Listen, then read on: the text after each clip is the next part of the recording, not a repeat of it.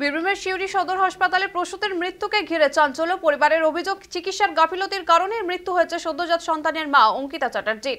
জানা গেছে, পেশায় বিটেক কলেজের অধ্যাপিকা অঙ্কিতা দেবী গত রবিবার এক বেসরকারি নার্সিংহোমে তার সন্তানের জন্ম দেন। কিন্তু বৃহস্পতিবার হঠাৎ শ্বাসকষ্ট শুরু হলে রাত 8টা নাগাদ তাকে ভর্তি করা হয় শিউরি সদর হাসপাতালে। পরিবারের দাবি, বারবার অভিজ্ঞ চিকিৎসককে ডাকা হলেও হাসপাতালের কর্মীরা গুরুত্ব দেননি। পরে একটি ইঞ্জেকশন দেওয়ার পরপরই অঙ্কিতা দেবীর মৃত্যু হয়। এই ঘটনার পরে হাসপাতালের ভেতরে ব্যাপক উত্তেজনা ছড়ায়। মৃতার পরিবার, চিকিৎসক ও হাসপাতাল কর্তৃপক্ষের বিরুদ্ধে গাফিলতির অভিযোগ তুলে বিক্ষোভ দেখায়।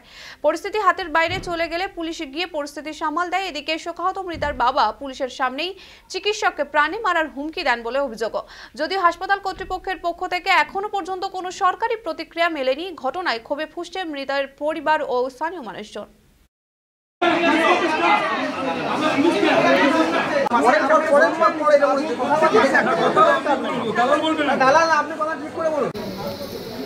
ওরা ওখানে অ্যাডমিট করলো।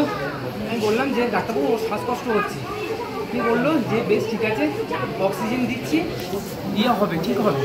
সে এখানে পাঠিয়ে দিল হুইল চেয়ারে করে। হুইল চেয়ারটাও আমরা নিয়ে এলাম। তা ডাক্তারবাবু দেখলেন, কি ইঞ্জেকশন দিলেন আমরা জানি না। সিনিয়র ডাক্তার যখন খুব ভিতরে শ্বাসকষ্ট বেড়ে গেছে, তখন অনেক কষ্টে সিনিয়র ডাক্তারবাবু এলেন। ওনার নাকি অনেক পেশেন্ট ছিল, তিনি আসতে পারেননি। এসে কটা ইঞ্জেকশন দিলেন, দিয়ে বললেন এক্সপায়ার করে গেছে বলে ছুটে চলে গেলেন। চিকিৎসার গাফিলতি আছে, কি বলবো বলুন।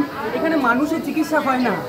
এখানে যদি মানুষ যেন ভুলেও কোনো দিন গরু ছাগল কেউ না নিয়ে আসে। অনেক বেশি, কিন্তু শুনলে না। পুরোপুরি চিকিৎসার গাফিলতি বলছেন তাহলে? চিকিৎসার গাফিলতি এখন না নীল হয়ে গেছে। ইনজেকশন দেওয়ার পরে নীল হয়, 3-4টি ইনজেকশন মেরে দিলে তারপরে বুকের ভেনা উঠতে লাগলো। কিসের ইনজেকশন দিয়েছিল? কিসের ইনজেকশন সেটা তো আমরা দেখতে পাচ্ছি না। ডাক্তার পুরছে, বুঝতে পারলাম না। ওই শুধু বললেন, কিছুই বলে না, বলার সময়টাই পেল না।